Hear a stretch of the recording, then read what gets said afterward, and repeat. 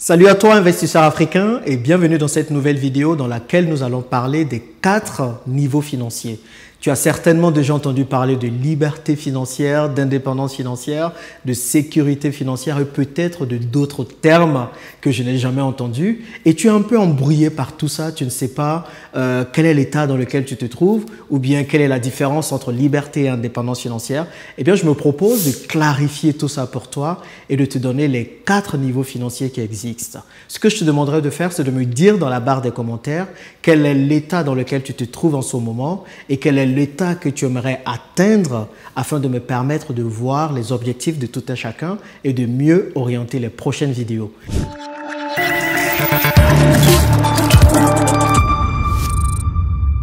Si tu me découvres grâce à cette vidéo, avant d'aller plus loin, je m'appelle Jean-Yves, je suis investisseur en Afrique, en France et à Dubaï depuis plusieurs années et mon objectif est tout simplement de t'aider à réussir tous tes investissements, non seulement en Afrique, mais également là où tu te trouves. N'hésite pas à t'abonner à cette chaîne en cliquant sur le bouton s'abonner en bas afin de ne rater aucune des vidéos que je publie régulièrement. Regarde dans la description de cette vidéo, j'ai un petit cadeau pour toi que tu pourras télécharger gratuitement. Il y a aussi la description de ma vie et à mon histoire afin que tu puisses mieux me connaître et qu'on puisse faire chemin ensemble.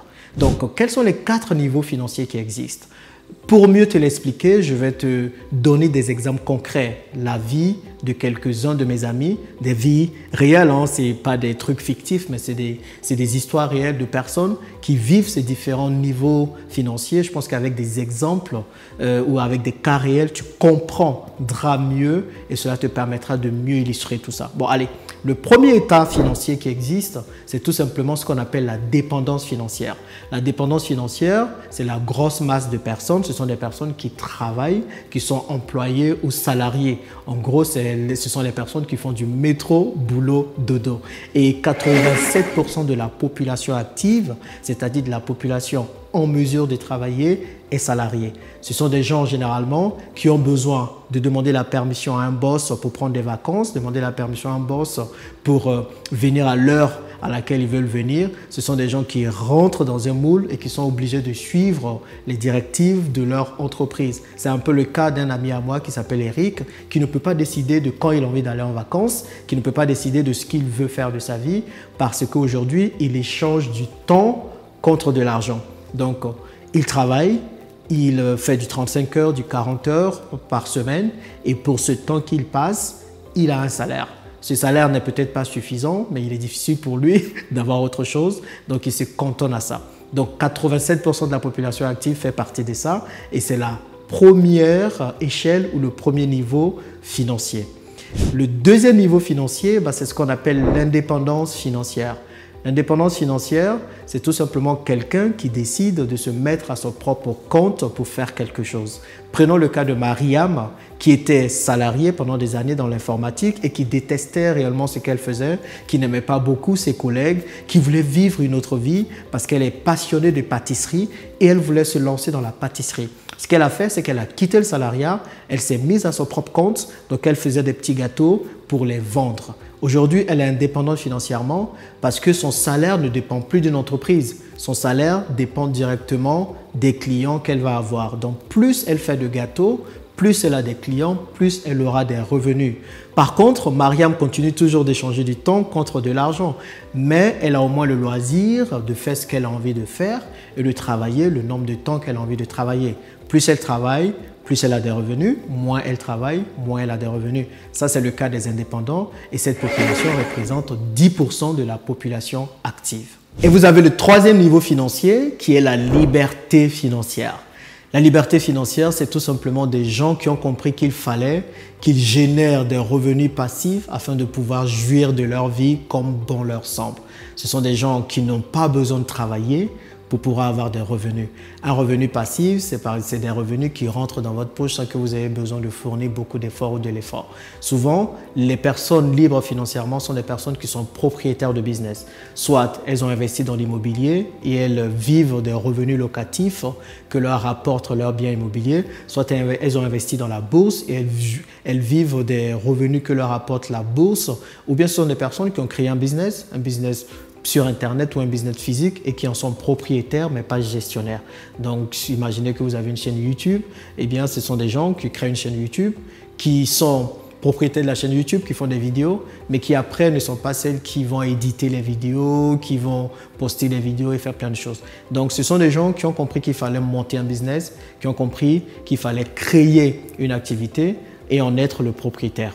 3% de la population active est libre financièrement. C'est exactement le cas de mon ami que je vais appeler Anissé, qui aujourd'hui peut jouir de sa vie comme bon lui semble parce qu'il est libre financièrement. Il a investi dans l'immobilier, l'immobilier lui rapporte des revenus réguliers et il profite de son temps pour aller faire des actions caritatives en Afrique et pour vivre une meilleure vie, la vie qu'il a toujours rêvé. C'est ça l'avantage d'être libre financièrement. On n'a plus de patron, on ne change plus du temps contre de l'argent, on décide de ce qu'on veut faire de notre vie parce que de toutes les façons, il y a des revenus réguliers qui rentrent, que l'on soit en train de dormir, de manger ou de faire toute autre chose. Et enfin, nous avons un quatrième état financier qui n'est pas réellement beaucoup partagé, que moi j'aime appeler la sécurité financière.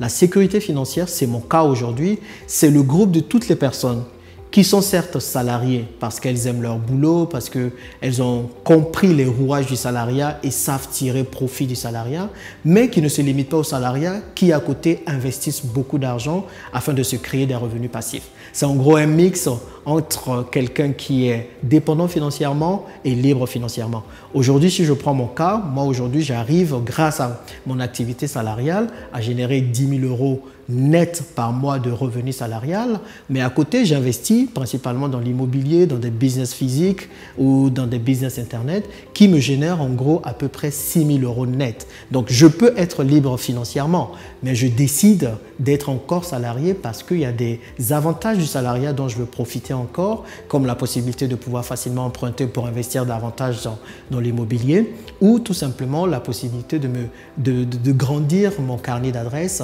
pour les activités que je compte faire prochainement. Donc, il y a toute une petite partie de la population qui est dans cette classe, qui est dans ce groupe qu'il ne faut pas oublier. Donc, vous pouvez être salarié si vous aimez ce que vous voulez faire parce que j'entends ça beaucoup. Il y a des gens qui me disent « Mais Jean-Yves, moi, je n'ai pas envie d'être libre financièrement parce que j'aime ce que je fais. » Ok, même si tu aimes ce que tu fais en tant que salarié, il est important d'avoir d'autres sources de revenus, d'avoir des revenus qui tombent par mois de façon passive sans que tu aies besoin de travailler. Et c'est ce que je te souhaite. Donc voilà les 4 niveaux financiers que je voulais partager avec toi aujourd'hui. Dis-moi dans les commentaires dans quel niveau tu te trouves maintenant et quel est le niveau que tu aimerais atteindre demain afin que nous voyions ensemble quelle est la meilleure façon de te permettre de pouvoir atteindre ce niveau. Tu auras compris, l'action que je te demande de faire, c'est de me dire ce que je viens de te dire dans les commentaires. Merci de m'avoir suivi et on se retrouve dans la prochaine vidéo pour parler d'autres sujets.